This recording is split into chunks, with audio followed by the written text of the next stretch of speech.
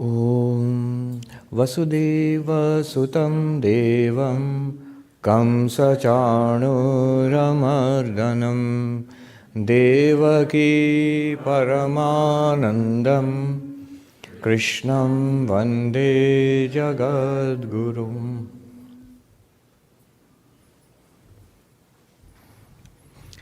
So in the Bhagavad Gita, we are studying chapter 3, and I had mentioned a couple of classes, or several classes ago, that in Madhusudan Saraswati's commentary, I had found one sentence which sort of summed up spiritual life, or as spiritual life we see in Advaita Vedanta, that one. You know, the Bhagavad Gita has many commentaries. Well known among them is Shankaracharya's commentary, written about 1400 years ago. In Shankaracharya's tradition, that is the non-dualist tradition, Advaita Vedanta tradition, there are other commentaries, such as this one and this one too. I think Sridhar Swami's commentary is slightly earlier, which is a very simple, very nice, balanced kind of commentary. Shankaracharya's commentary is called a Bhashya, which interprets Bhagavad Gita in the paradigm of Advaita Vedanta, non-dual Vedanta, and also seeks to establish the philosophy of non-duality. What that involves is, when you're trying to not only explain a text but also establish a philosophy, there will be sections where you take up opposing points of view, other philosophies, try to refute them, try to establish your position. So all that is there in Shankaracharya's explanation. But if you're not interested in all of that, you're just interested in the spiritual teachings of the Bhagavad Gita, then something like this was preferred. So Sridhar Swami also comes in the same lineage, the non-dualist lineage of Shankaracharya. And this one, Madhusudan Saraswati, is a great master who lived about 600 years ago, 500 to 600 years ago. He was a contemporary of Chaitanya Mahaprabhu, to whom the ISKCON and all this trace their beginnings to that. So about 500 to 600 years ago. But he was a great devotee of Krishna, at the same time a great non-dualist. He wrote one of the most advanced texts of polemical non-dualism called Advaita Siddhi. And he wrote, among many other things, this commentary on the Bhagavad Gita. It is called Gudhartha Deepika, a lamp on the profound inner meaning of the Bhagavad Gita. So in this commentary, which is extensive, as you can see, and it's fine print. So in that I found he gives extensive introductions to each chapter. So in the third chapter, the beginning of the third chapter, we find this sentence.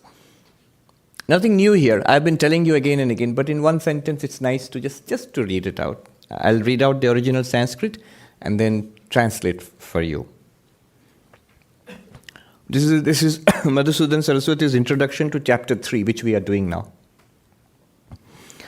Tathahi, to explain further. Adau, at the beginning, nishkama karma nishtha, practice of karma yoga. That means nishkama karma literally means unselfish action. Dedication to unselfish action, first. Tataha, then next. Antakarana shuddhihi, from that arises purity of the mind, of the inner instrument. So purification of mind is the result of karma yoga.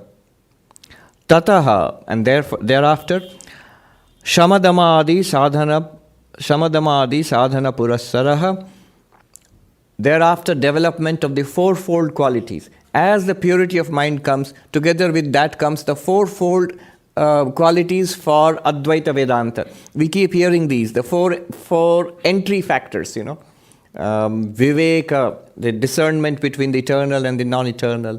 Vairagya, a dispassion for the non-eternal. Then the 6 disciplines, Shamadama, Dishat, Sampatti. Does anybody remember the 6 disciplines? Shamaha, control of the mind, the mind and the senses. Then Dhamma, control of the body. Then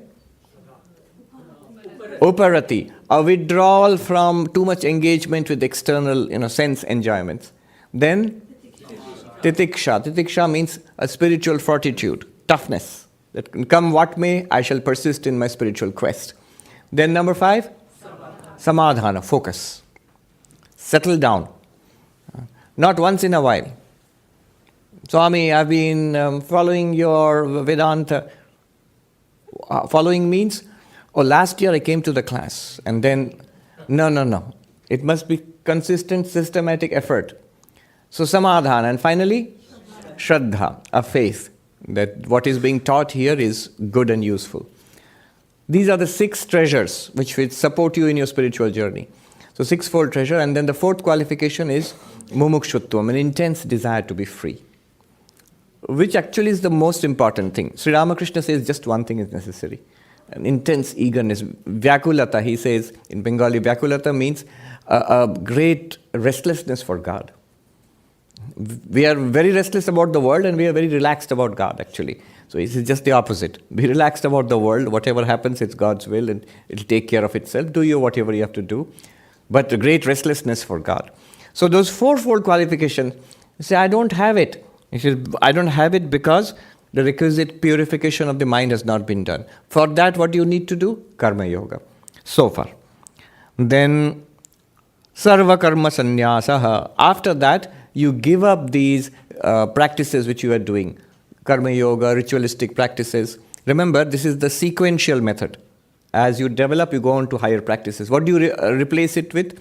With meditation, with Vedanta, Shravana, Manana, Nididhyasana, with the study of Vedanta, with inquiry.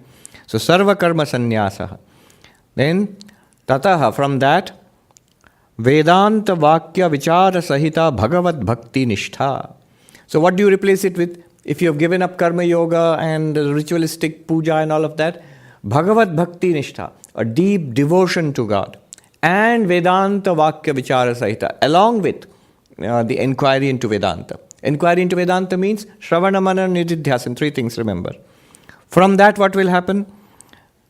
Tataha, from that, Tattva Jnana Nishtha. You'll be established in Tattva Jnana. That means Aham Brahmasmi. That clarity will arise. And you will stay there. Stay there means you will begin to think like that, you will begin to live your life like that. It will no longer be, I understand it intellectually. But practically, no. You'll see practically it's a fact. And then you will begin to live that. Bhagavad Tattva Jnana Nishtha. Then the result of all of this will follow. What is the result? Tasyaha phalam cha. And the result of all of this. Trigunatmika avidya nivritya jivan muktihi. By the negation, the eradication of avidya, ignorance, which is composed of the 3 gunas, sattva, rajas, tamas. Eradication means mithyatva nishchaya, realizing that it's an appearance. It still continues. The appearance continues, but you know it's not real. What's real? Brahman is real. And what is that Brahman? Your real nature. So you realize that ignorance disappears. That is called jivan mukti, free while living. That is the result. Then, prarabdha karma phalabhoga paryantam. This will continue as long as the prarabdha karma, the remaining karma which has produced this body, as long as that continues, this body will keep on living, enlightened while living. Tadante, at the end of that karma, tadante cha videha muktihi. The final liberation, the bodiless liberation. You're already liberated, but with body, and after the falling away of the body, you remain as Brahman. So this is the entire spiritual journey according to Advaita Vedanta. One sentence. He just says, I have to take a deep breath before I read it out. Tathahi adau nishkama karma nishtha tato antakarana shuddhihi tataha shamadamadi sadhana purassara sarva karma sannyasaha tato vedanta vakya vichara sahita bhagavad bhakti nishtha tataha tattva jnana nishtha tasyaha phalam cha trigunatmika avidya nivritya jivan muktihi prarabdha karma phalabhoga paryantam tadante cha videha muktihi. So this is one sentence.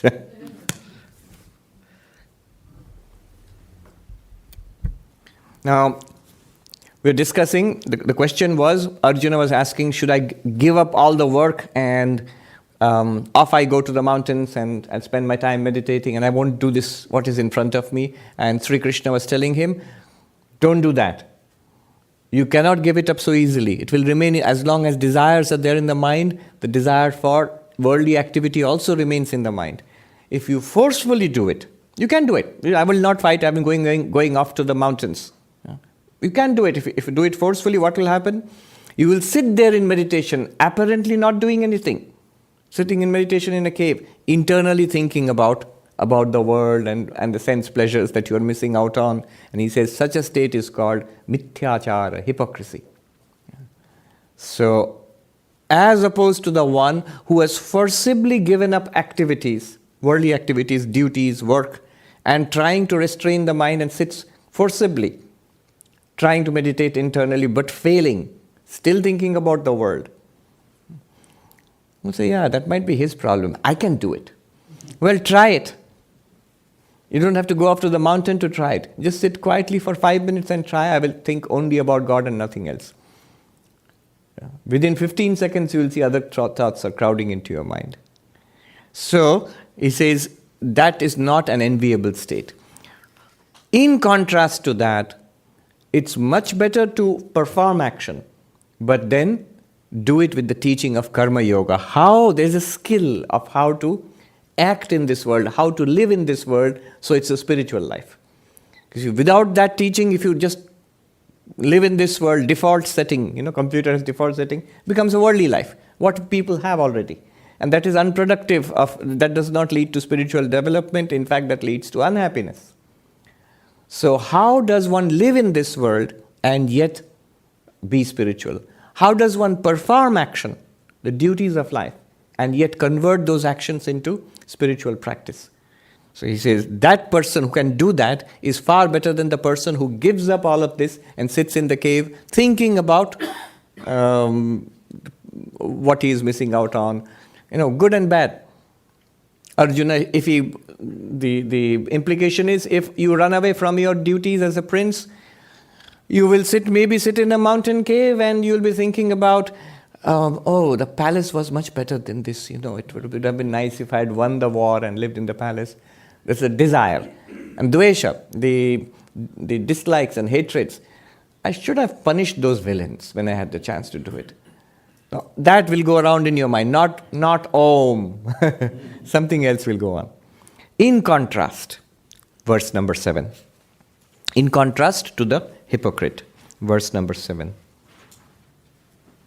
Yastu indriyāṇi manasā, niyamyārabhate rjuna, karmendriyaiḥ karma-yogam, asaktaḥ viśhiṣhyate. But he, O Arjuna, who controlling the organs by the mind, performs karma-yoga with the organs of action, being unattached, he excels. So what does he mean to say here? The word here, tu, it means but. But in distinction from, different from who? The one we talked about earlier, the hypocrite, who wants to run away from the challenges of life, using spirituality as an excuse. They call it spiritual bypassing. Spiritual bypassing. You can't do that. There's a famous story that Swami Vivekananda, when he was in Benares as a wandering monk, before he came to the United States. So there is a Durga temple there in Benares, a temple of Durga. And there are monkeys. And believe you me, they are something, the monkeys there. They're big and aggressive. They're all waiting for handouts. You have to give them something. So they will chase you if you don't. And they like shiny things, so they take away your glasses, for example. They do. And the only way to get them back is to bribe them. You have to give them something, so they toss the glass back to you. And food. They'll put hands in your pockets, in your purses to see, on your bags if they see if there's food. And they get pretty aggressive if you don't give them something. So Swami Vivekananda was a wandering monk. He didn't have anything. And this big monkey started following him around. And he started walking faster, and they were running after him. He started running, they were chasing him, until he heard a voice loudly saying, "Face the brutes, face the brutes." So he turned around and looked at them, and they sort of stopped chasing him. They looked up at him and then sort of sidled away, sort of left. And Vivekananda said that I learned a great lesson for the rest of my life. All the challenges of our lives, they are generated by our past karma. So they are the brutes. I'm not saying that the person you like is, oh, you are that brute the Swami told me about. No. It's the fear that we have. It's that avoiding that we do. What has to be done, what has to be said, has to be done and has to be said. Of course gently, of course skillfully, but still to face up to it. Other people, circumstances, one's own health, one's own daily life, one's own behavior, all of these, one's own thoughts, everywhere face the brute. So he says, that all this is contained in the little word, but. In contrast, Arjuna, Krishna addresses Arjuna. Arjuna, of course, is the name of the prince. But this verse is a nice time to tell you the meaning of the word Arjuna. You know what it means? It means swachha, clear. Pure or clear. See, the whole teaching is, by this practice you will purify your mind. And Arjuna, the name of the student, his name means pure, swachha or clear or pure. Control the body-mind complex. Indriya here means the senses, but which senses? Not only the 5 sense organs, but the 5 motor organs also, with which we sense, we hear and smell and taste and touch, but with which we walk and talk and grasp. All this entire sensory system. He says, controlling this with the mind. Controlling or directing this. Niyamya means directing this with the mind. Now, mind here, what does it mean? Here, mind means the entire inner instrument. The word in Sanskrit is very, very precise. Antahkarana. What do you mean inner instrument? Is there an external instrument? There is an external instrument. Our sensory system is the external instrument, the physical senses, our eyes, ears, these are external instruments. Why are you calling it external? External because they are in contact with the external world. Eyes are in contact with form, ears are in contact with sound, and tongue with taste, nose with smell, skin with touch. So they're in contact with external world. In contrast to these external senses, plus also the motor organs by which we work, we act, walk, talk, use our hands. So we are in contact, dealing with the external world, transactions with the external world. In contrast to this, notice, you have an inner instrument. Mind, memory, intellect, ego, your decision-making faculties, your faculties for feeling, for thinking, for understanding, and memory, recollection. All of that together is called inner instrument. It has 4 components. Mana, buddhi, chitta, ahankara. All are precisely defined. You might be surprised to know that mind, intellect, these are defined. Yes, they are defined. Sankalpa vikalpa atmakam manaha. Mind is that which considers the various possibilities, various thoughts which bubble up. When you have a jumble of thoughts going through your inner sense, most of the time, that state of the inner instrument is called mind, manas. When you have clarity, you have knowledge, that state of the inner instrument is called buddhi, intellect. So I'm working out a math problem, mind, churning away, not getting anywhere. That's mind. The same mind, when the flash of illumination comes, I get it, I have cracked the problem, I know it now, intellect, buddhi. When you are getting information stored from the past, memory, that is called chitta. And all of this is coordinated by one coordinator, that is called the ego, ahankara. All defined. Nishchayatmika buddhi, intellect is that which gives clarity and the determinative faculty. Then ahankara, abhimanatmika ahankara. Abhimanatmika means that which appropriates the functions of everything. I am talking. If you look at it very, very carefully, no, it says, no, you are not. I is the ego. The ego is not talking. Ego cannot talk. It's the tongue and the voice box and the brain using all of its faculties and generating this. And the ego says, I am talking. And there the ego is saying, I am listening. I am walking. I am talking. Ego cannot walk. It's the body which is walking. But the function of the body, the function of the senses, the function of the other mental faculties are all appropriated by, taken up by, claimed by, and coordinated by ego. That's the function. Ego in itself is nothing wrong. Only one thing you need to know about the ego.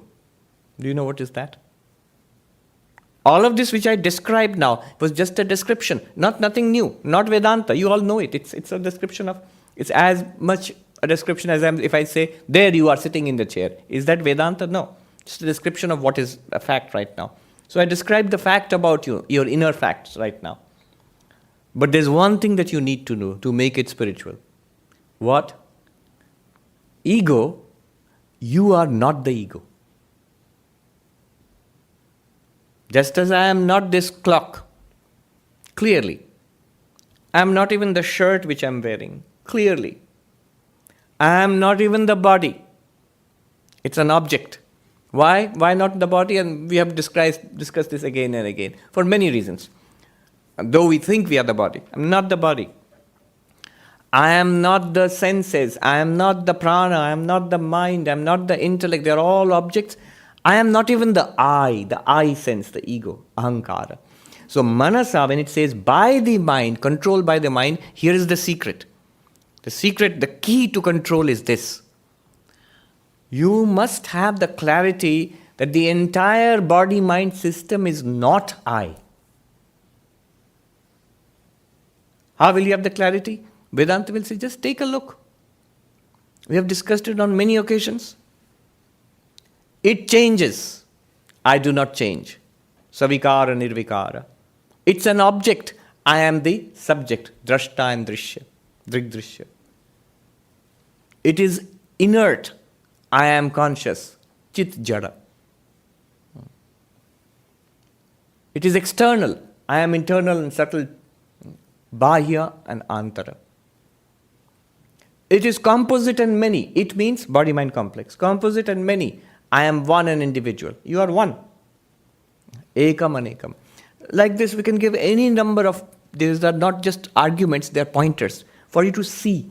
And you can actually see this as clearly as we see, I am sitting here. It's a fact. You can clearly see, it's a fact that I cannot be the body.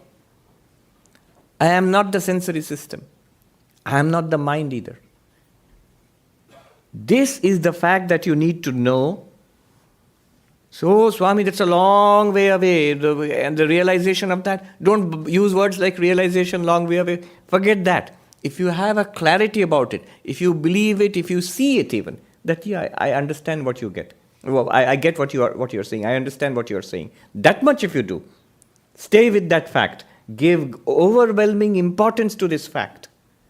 And then put it to use. What is the use? He says, manasā niyamya. Use this body-mind complex with the understanding. And where is the understanding? In the intellect.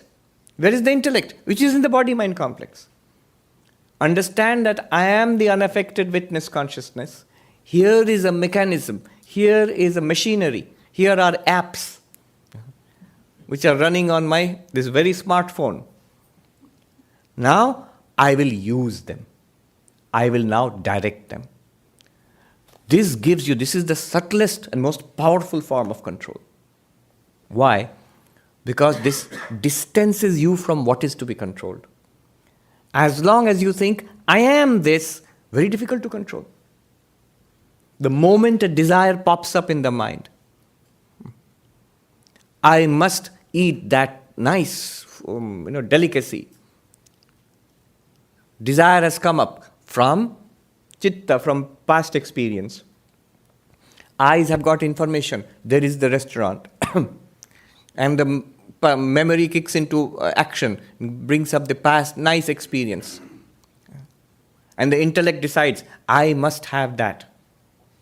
So desire is there, and the ego says, my desire, I want to eat. Now how do you stop this? If at all you want to stop it, you want to redirect it, suppose this is not necessary. How do you do that? If you say now, I must exercise willpower and I must stop myself from doing it, will work sometimes, will not work at other times. Difficult. Why is it so difficult? Because you are fighting against yourself. The same I which says, I want it, that same I says, I don't want it. And immediately, conflict. The instrument and the controller becomes the same thing. Are you with me? Yes. Conflict.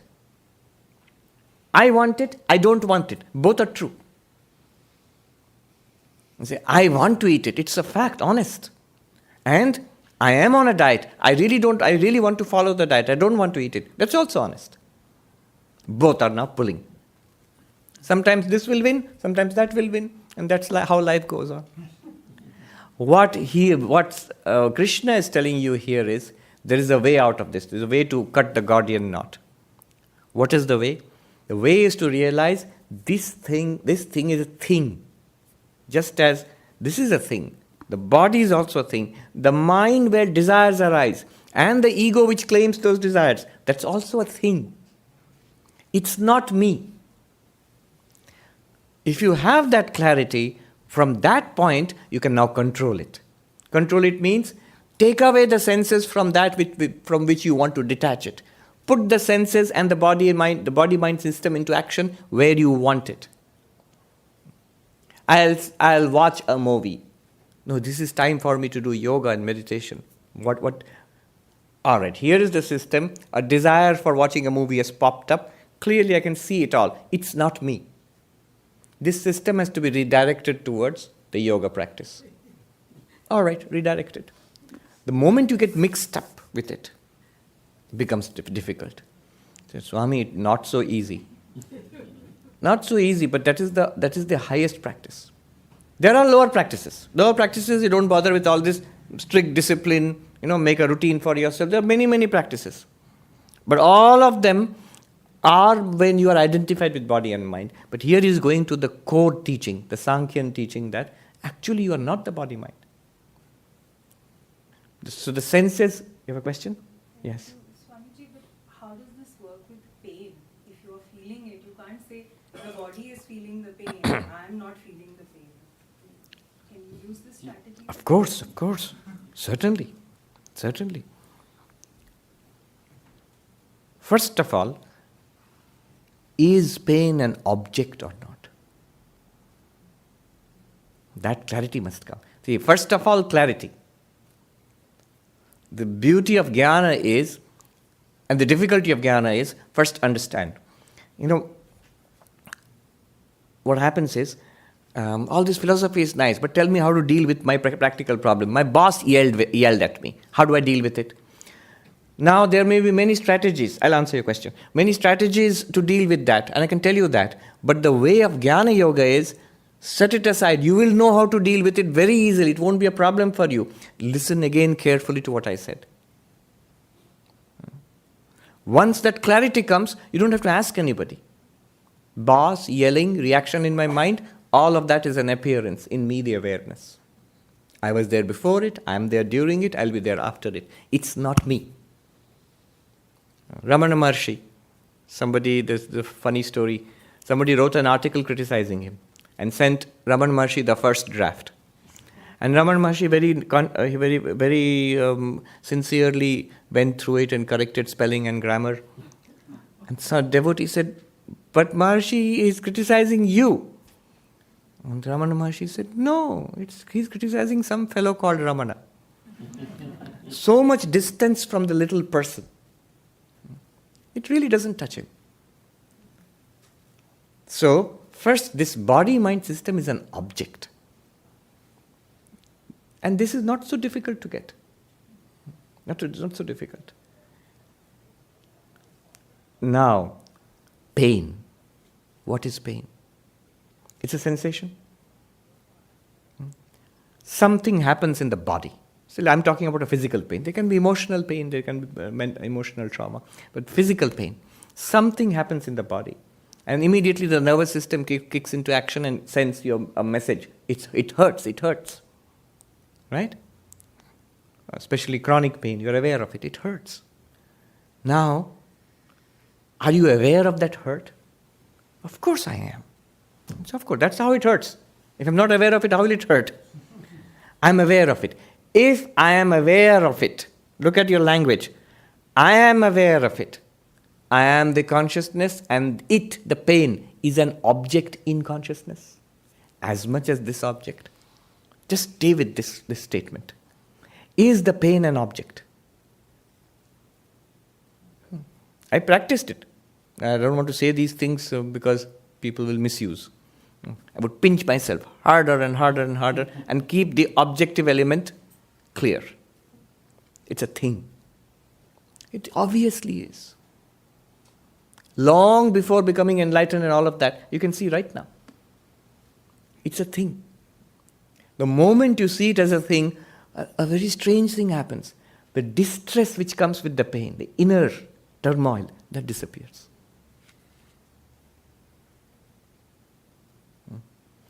Great deal of our suffering, our problem is not with the pain, our problem is with the suffering.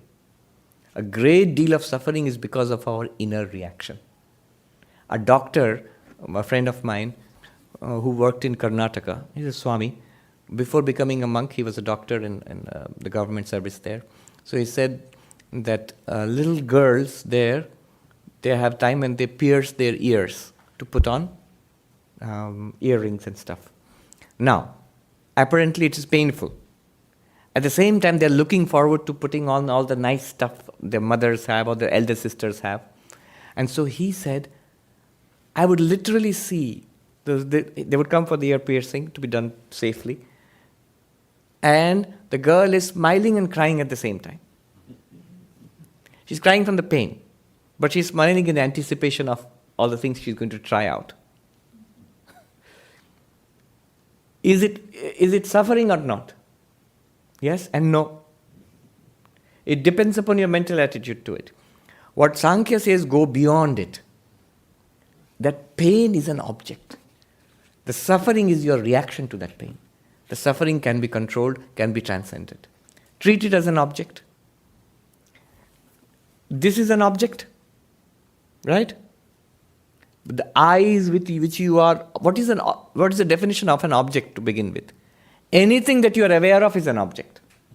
You are the subject. You are aware of this. You are seeing it. It's an object. You're seeing with the eyes. Open and close your eyes. Is it an object or not? That experience of opening and closing, was it an object of your awareness? The thought, I opened and closed my eyes. Is that an object? That thought? Yes. Where will be pain in this spectrum? It will be a sensation, like opening and closing the eyes. Remember, I'm not saying that pain will not hurt. Everything that is in the external world will remain exactly like that. Everything that is in the internal world will remain exactly like that. But you say, I am not it, and it is not me. Not by force, by sheer insight, by sheer clarity. If you try to do it by force like a mantra, Swami said, it's not me. Pain is not me, pain is not me. And then you say, ouch. No, by clarity. There is a story of Swami Turiyanandaji, who had this thing to be lanced. So the doctor came, it was in Banaras at that time. The surgeon there came and said, Swami, you need to put anesthesia, otherwise when I lance it, it's very painful. The Swami said, just tell me and you start your operation. I don't need anesthesia. So are you sure it's going to be really painful? And he did it. Imagine an operation without anesthesia. All throughout. It's not that the Swami was in deep meditation. No. He was conscious, smiling, fully aware. So didn't it hurt? Oh, it hurt. As much full, 100% pain. And yet he's not suffering. This is an amazing thing. And the more important, instructive thing happened next day. When the surgeon came back for dressing the wound, so he opened the bandage, started dressing it, and the Swami shouted in pain, "Oh, what are you doing?" The doctor was surprised. "Swami, yesterday the pain was, it's hurting now, I can understand. But yesterday the pain was much more. And you were sitting smiling. And now you're shouting, even though there's pain. But it's not like that yesterday." And the Swami said, Turiyananji said to the doctor, in Bengali, "Bolbe to hage, mon tule nitam." You should tell me that you're going to do it. Then I'll take my mind away from it. This take my mind away from it is this, manasā niyamya, that I know it's not me. It's that attitude. Does it work? Try it.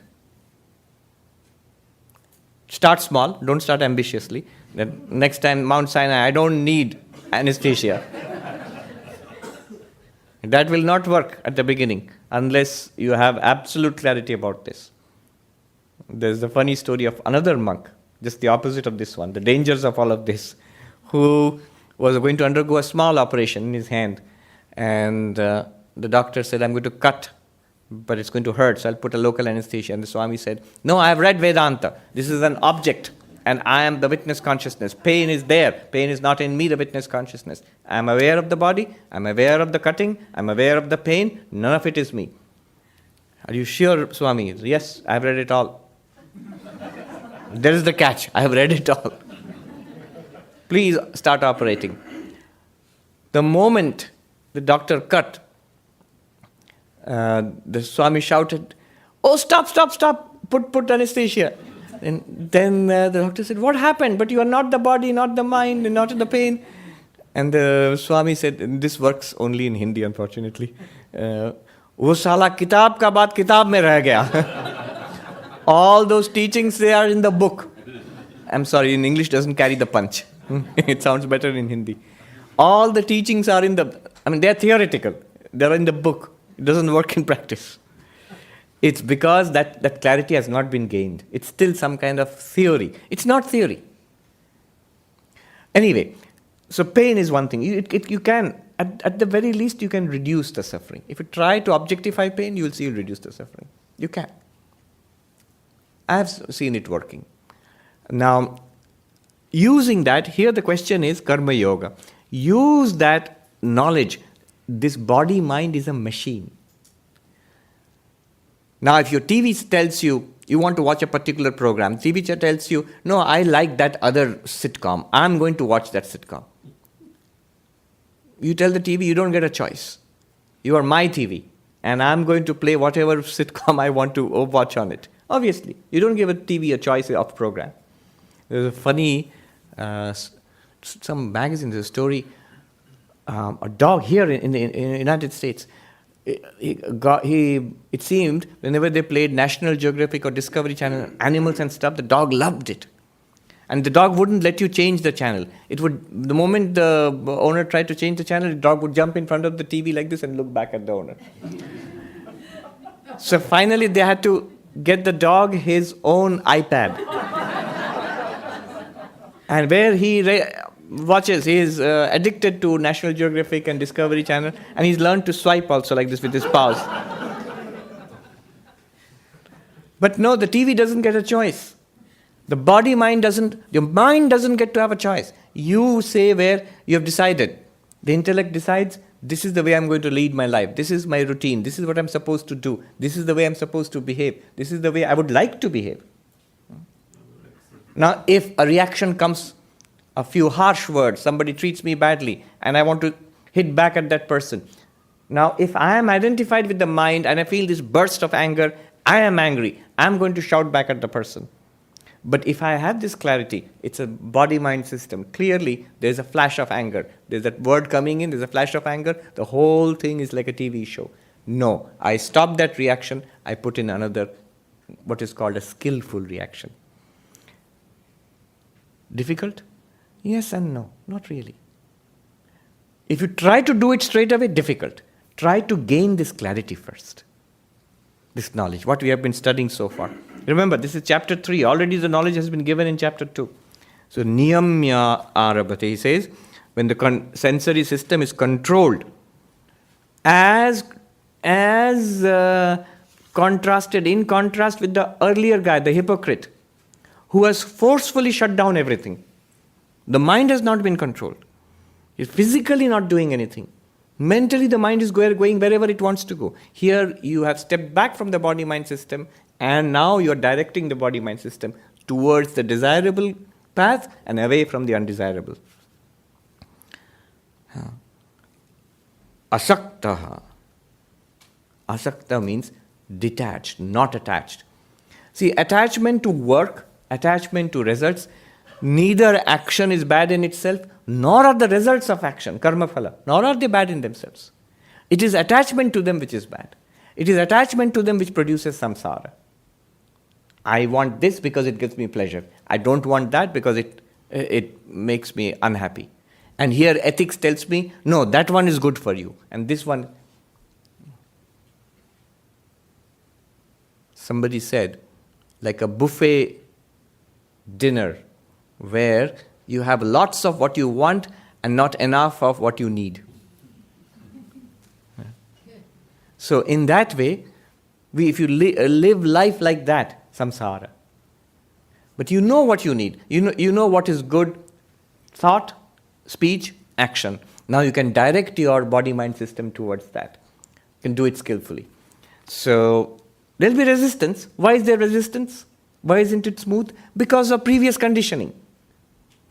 The mind said, come on, we had so much fun earlier. Why are you now being so dry and boring and all this Vedanta spoiled? You have to decondition the mind. That's why karma yoga is useful. So asaktaḥ engages the body-mind system in action, not withdrawing from action forcefully like the earlier guy. Yeah. Maybe go a little deeper into the earlier story talk. Swami Sarvapriyananda said, face the brutes. Yes. So I remember in the past you talked about there's a Ashtavakra story where it's coming from a perspective of Jnana yoga. But when Swami Vivekananda says, face the brutes, he's also talking about being fearless. Fearless. But is it coming from the side of karma yoga here? It is. And it is also coming in this sense that why face the brute? Because these are the practical challenges in our spiritual life. If you bypass them and try to go straight to the Jnani state, I am Brahman. Now I am Brahman in the mind, the body is doing something else. This is called hypocrisy. That I think so, but I am not actually living like that. Or in this case, that person physically does not carry out what the person wants to do, but remains thinking about it in the mind. Whereas I am the witness consciousness, and mind and body are directed towards the desirable goal. What I decide, this is the way I'm going to lead my life. And the mind and the body follow suit. I decide this is the way I'm going to lead my life, and forcefully I give up all other action, sit quietly there, but the mind is still there. That is hypocrisy.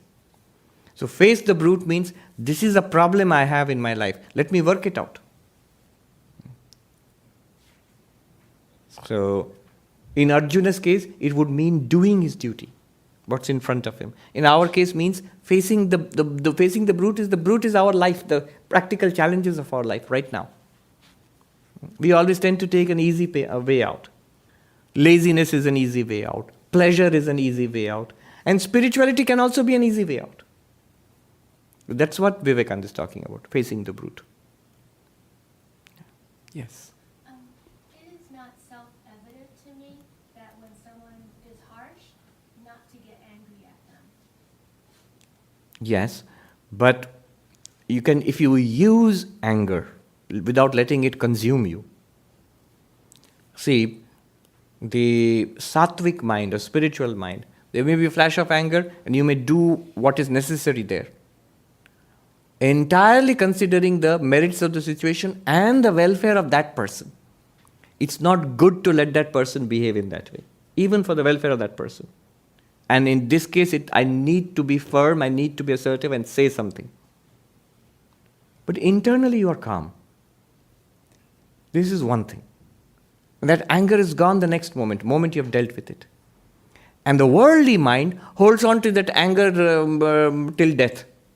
Oh, he behaved like that with me. Carries on the feud for 7 generations. That's the worldly mind. Can't let go. How dare he or she say such a thing to me? No, not how dare. That person is the exact same divinity which is there within me. Because of the coating of that particular mind, that person said such a thing, behaved in such a way. How can I help? Can I help? Will it help if I say something, behave in this way? I can. If you think about it, all the HR stuff you're taught in modern management and all, how to deal with difficult people and all, it all works only if you are calm and stable inside. If you lose your cool, nothing will work. None of those techniques will work. Yeah. So I'm not saying that you shouldn't react. You can react, but the reaction should be under your control, not out of anger. Even anger can be used. Swami Vivekananda said about anger, it's a fool who cannot get angry. The wise one does not get angry. And am I making sense? Yeah.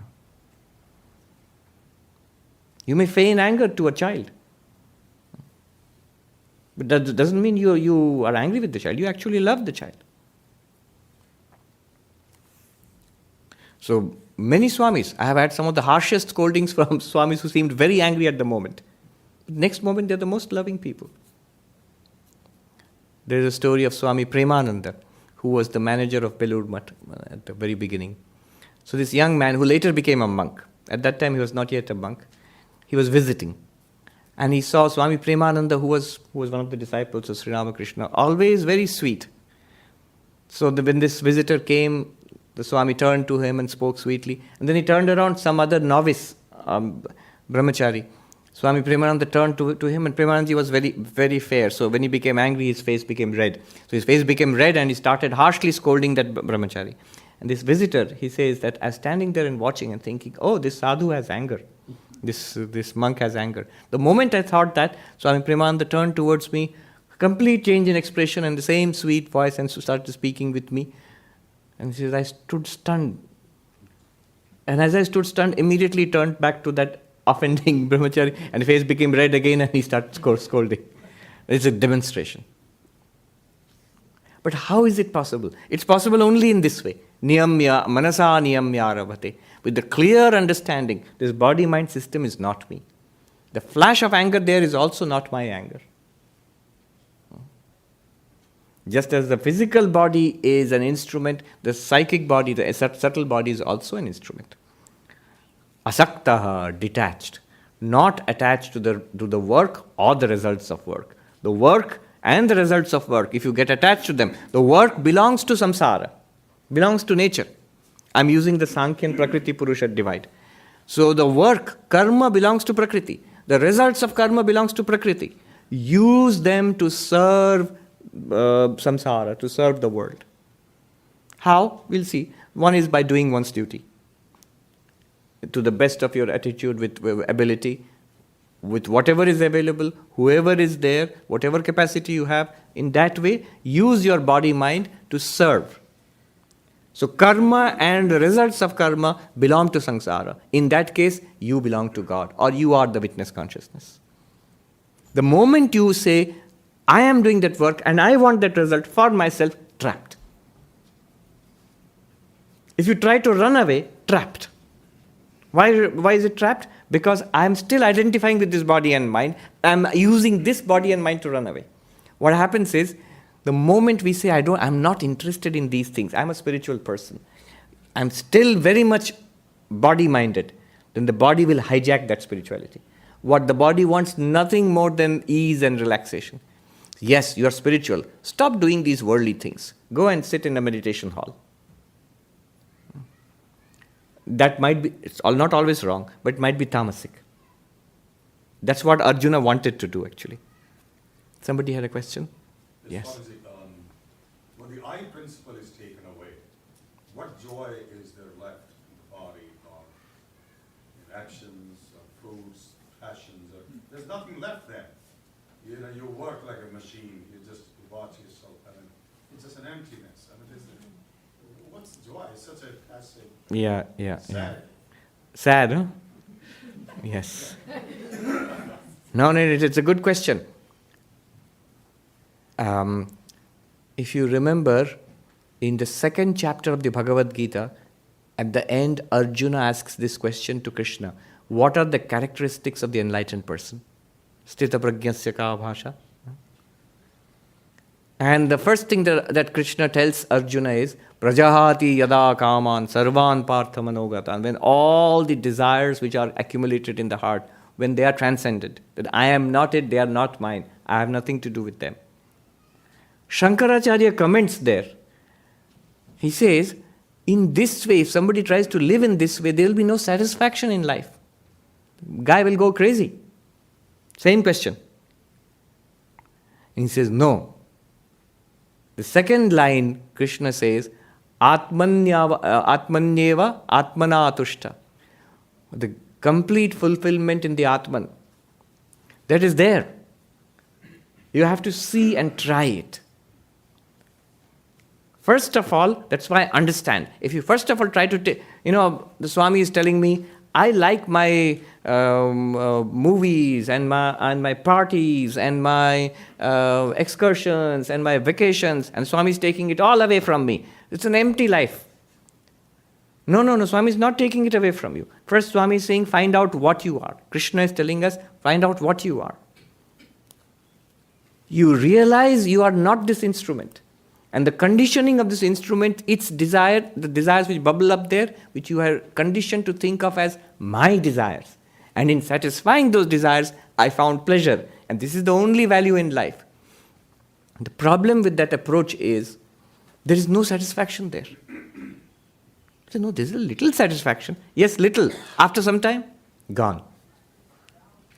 All the efforts of 20 years, 30 years, 40 years, right now, all the money and energy spent in trying to be happy. Where is the result right now? Net result. Not there.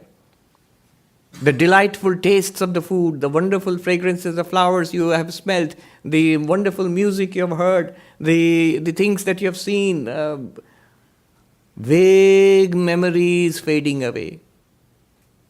Almost all of it has faded away, little bit remains. And if you try to dredge it up and try to regurgitate it and chew it on it, trying to get the old pleasure back, very faint traces of it will be left.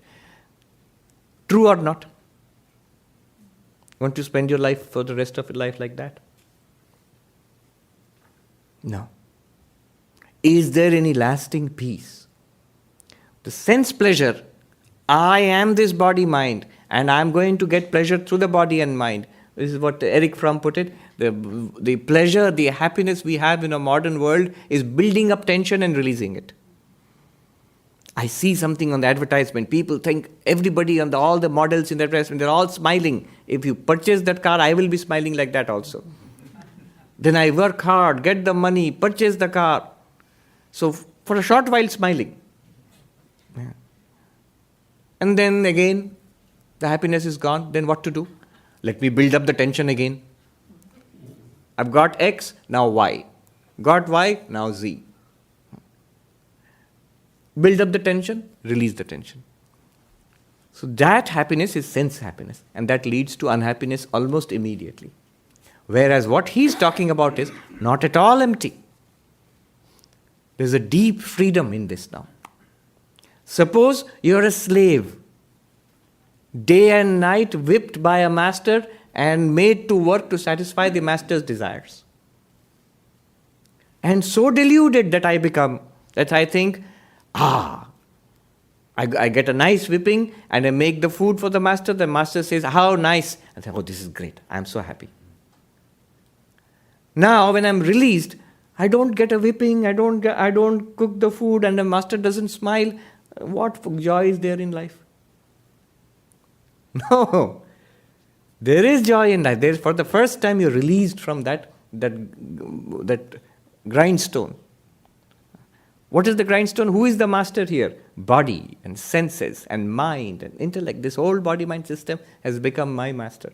That old Sanskrit saying, kinkarasya kinkarei kinkari krito aham. Alas, what a state I have fallen to. I, the Atman, the pure consciousness. By the servant of my servants, I have been made a servant. Who is my servant? The mind. Who are the servants of the mind? The senses. I have been made a servant to the senses. The eyes say, see this, I am running after it, trying to see it. The tongue says, taste that, I am running after it to taste that. So, freedom from this servitude, it gives you great peace. Try it and see. Don't worry, you don't have to give up anything. Try it for an hour or two a day and compare it for the other, say, 14 or 16 hours of your waking time and see which is better. It says, sa viśhiṣhyate. Karma-yoga. Practice karma-yoga in this way. Karma-yoga has two parts, karma and yoga. Karma is for the world, yoga is for yourself. Swami Vivekananda put his whole philosophy into this. Do you remember the motto? Atmano mokshartham jagat hitaya cha. For one's liberation and for the welfare of the world. It's a philosophy of life. Yoga is for myself. I will realize God or I'll become enlightened and I will get permanent, lasting peace and joy. And the activities of the work I do, I lay no claim on that. They are for the welfare of others. Then it becomes karma-yoga. Whereas what was Arjuna trying to do? He was trying to lay claim to the work. This fighting I shall do, punish the evildoers, and this is the point, what I'm trying to do. No, then samsara starts for you. So karma yoga. In front of you now, husband, wife, children, parents, or whatever, your relatives, job, career, all of that, your personal life, treat it as this karma. It belongs to samsara. I have to do it. It is not mine, it's not me, and it's not mine. It is samsara's. It's in front of me, it will be done. This body and mind belong to samsara. I am giving what samsara has given me back to samsara. I am the consciousness, the witness consciousness. If you are of a jnana nature, I am the witness consciousness. If you are a devotional nature, my connection is to God. Body, mind and work connected to samsara. My connection is to God. Samsara, you will plunge into samsara if you do the opposite. My connection is to samsara, body and mind. Then you're caught in samsara. So this is how karma yoga works. What will be the result? Sa viśhiṣhyate. And this karma also, remember, two things can happen. One is kartavya karma, the thing which is right now in front of you. Can I convert it into spiritual practice? There are only two options. One is I'll run away from it, which Arjuna was trying to do, and which many people try to do. The moment one becomes spiritually awakened in the sense that I want to realize God, I want to become enlightened, or whatever you want in spiritual life, then you start looking for passport, Indian visa, Himalayas. What about spouse, job, kids? You tell the spouse, you pick up the kids from now on. Job, here is my resignation. I'm off to the mountains. This is one way of dealing with what's in front of your life. But that, Krishna is against that. So, deal with what is in front of your in front of you in your life. Kartavya karma, do karma yoga there. As Krishna mentioned. Try it. Another kind of karma could be not just your the work which is in front of you, but it could be that you want to help others. So you have an NGO or an ashram, or so. For example, I'm a monk. So my body and mind are put into this great yajna of jagat hitaya, for the welfare of the world. So my order may put me in a school where I was, or a hospital, or a teaching center like this. And it's all part of a great service done to the world. Both ways. Why I'm saying this is, many people think, oh, karma yoga means I have to start a hospital. Karma yoga means when I'm cooking in the kitchen, that's mine. But when I go to the soup kitchen, that's karma yoga. No, not necessarily. What the cooking that you are doing in your kitchen can also be karma yoga. Realize it is samsara. This body also belongs to samsara. By this, I am doing my duty. I am serving the world. I am the witness consciousness, separate from this. Sa viśhiṣhyate. What is the result? The result is this person excels. What is excels? Chitta shuddhya jnanavan bhavati. By the purification of mind, one becomes enlightened.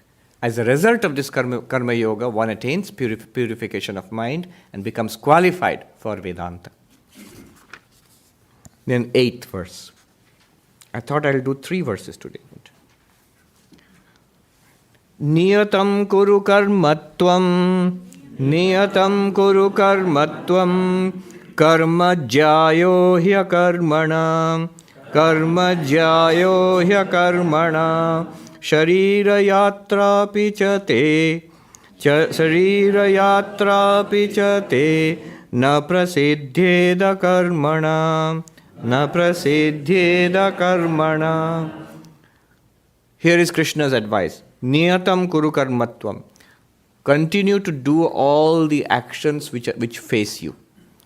Not that actions for the work which is done for sense gratification, but your duty. So you have a family to take care of, you have a job to do. This is the minimum duty facing you. You have yourself to take care of. Yes, do that. All of that has to be done. Why? Karma jyāyo hyakarmaṇaḥ. Work is better than no work. The Holy Mother used to say to all the people who were there, Ma kaj lokhi. Work is Mother Lakshmi. She says, Shorir mon dui bhalo thake. Body and mind both will be good. You'll be happy in body and mind. You'll be healthy in body and mind if you keep the body and mind engaged in action. In fact, Krishna will say later on, even actions done with desires. I want to enjoy myself in this world. He says even that action is better than simply sitting quiet. Because rajas is better than tamas. Both will lead to samsara. But rajas is better than tamas. If I say, no, I want to be rich. No, I have read Vedanta. There's no point in being rich. I'm not going to do anything. Are you doing Vedanta? Are you working for spiritual enlightenment? No. Then why don't you go and get a job and be rich? No, that's worldly. Now, that kind of thing that leads straight to tamas and a degradation of a person. It's far better to be up and doing and then go from tamas to rajas to sattva. Not get stuck in rajas. The problem is if you get stuck in rajas, pain will be there, suffering will be there. So he says, karma jyāyo hyakarmaṇaḥ. Karma jyāyo means greater. Action is greater than no action. See, Gita is a philosophy of action, you see. Krishna absolutely, he gives no quarter here. You must be up and doing. And then he says, śharīra-yātrāpi na prasiddhyed akarmaṇaḥ. If you do not do action, even your personal well-being, your own life also you cannot protect. See, applied to a person who wants to become a monk, this makes very great sense for, say, a monk in the Himalayas. The only action you're supposed to do as a monk there, I've lived like that for some time.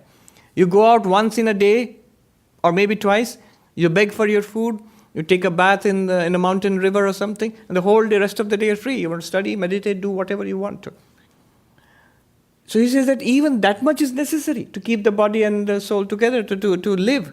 So action is necessary. Even if you give up all your worldly duties and go and sit in a mountain cave, still, the body will die if you don't act. It will become unhealthy. It will die. So, śharīra-yātrāpi, even your daily living will become impossible if you give up action. So, always action is to be preferred over inaction. Yes, sattvic action, karma yoga is better than karma. Karma means action with desire. Sakama karma, action with desire. I want pleasure, I want money, I want success, action with desire. That's better than no action. And better than action with desire is action without desire. At that crucial point, spiritual seekers try to give up action altogether, and Krishna tells us that no, don't give up action altogether. Action gives a framework for discipline. You see, the moment you can see the contrast. In monastic order, what happens is, the moment a person comes to become a monk, is doing what Arjuna wanted to do. Give up the present activities of life, whether it's family life or job or whatever, and come to the monastery to become a monk. You know what we do to the novices? They don't have time to draw breath. We make them so busy. On purpose. I remember in my early days, get up early very, very early in the morning, well before 5 o'clock. Go and open the temple and clean the inner shrine. Get it ready before the students come for their morning prayers. Morning prayers, conduct morning prayers. Then meditate, do your japa. Then go back to your room. Get ready for this breakfast. The moment breakfast is over, you run to the head Swami's. I'm telling the exact routine we followed. To his quarters where he will conduct a class. And you don't want to be there at the receiving end of the glare if you're even a minute late. Then there's a class where we study the Gita and other things with all the other novices. Moment that is over, you rush back to your room, take a bath, get ready. There is school. And for me, there was school. So I had to go to the school and teach the kids. I had class after class. At that time, I think I was giving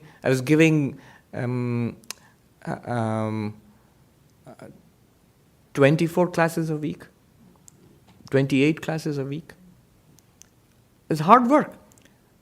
Catch lunch in between, there's no question of the traditional Indian nap in the afternoon. So, and the evening there is some other duty. We get ready for doing arati in the shrine. Or puja, there's sometimes you have your turn to do the morning ritualistic worship of Sri Ramakrishna.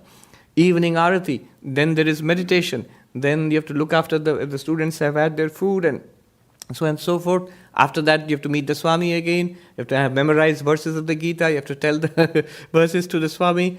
And by the time it's time for bed, lights out, you rush back, finished.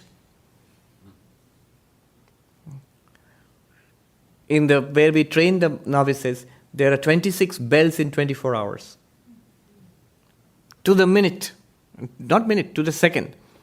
So, and like that you have to live for 2 years. Why? We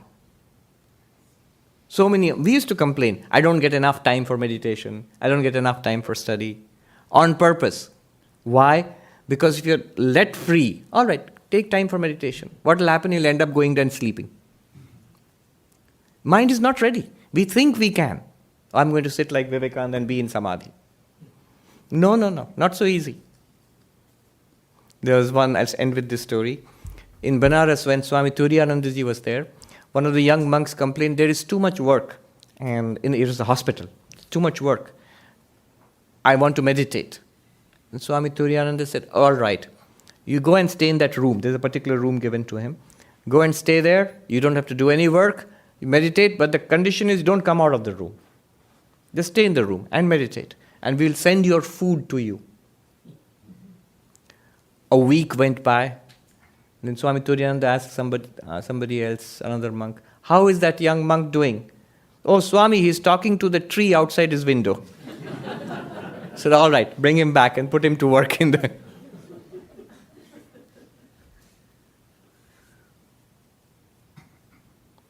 There was one Swami Chandikananda, who wrote many beautiful songs in Bengali, which are still sung. I didn't meet him, but I heard this story. He became a monk under Swami Akhandananda, who was a disciple of Sri Ramakrishna, who started the orphanage in Sargachi. So the story is, Swami Chandikananda, he was a young novice at that time. And in the morning at 10 o'clock, he was sitting in the temple and meditating. He said, this is the time when I'm fully awake and ready. 4 o'clock meditation, difficult, you feel sleepy. But now it's okay. I've had my breakfast and my bath and it's all nice, I can sit and meditate. And Swami Akhandananda, from outside the prayer room, it's a small shrine, from outside the shrine, he's shouting. He said, hey, don't pollute the temple. Come out here and water the flower pots. Do some work. He can see what's going on in his mind. Once the young monks were sitting with Swami Brahmananda in Belur Math, and they were talking about spiritual matters, and wonderful. And Swami Premananda, who was in charge of the monastery, the kitchen and everything, he shouts from down there, hey, the vegetables have not been dressed, they have not been cut, the preparations for the cooking are not ready. Where are you all? And Swami Brahmananda said to the monks who were unwilling to leave his company, they were so happy sitting with him. He said, go tell the Swami, we have come here to become enlightened, not to cut vegetables. You are a great Swami. Why don't you bless us with enlightenment? Then we can cut all the vegetables you want. The moment he says this, from downstairs where he could not hear, the Swami shouts back, all right, meditate all you want. I'll do all the work myself. But if I hear the commotion of the marketplace in your minds, I'll go there and pull you down by your ears and make you do the work. To him, what is in our minds is an absolutely open thing. If I hear the commotion of the marketplace in your mind, this is what the Gita says, sitting there and thinking about the world. So that kind of meditation, no good. It's far better to do work. And regularly meditate. Remember, it's not that you have to do work all the time. Meditate, study, worship, work. The 4 yogas. Om Shanti Shanti Shanti Hari Om Tat Sat Shri Ram Krishna Arpanamastu.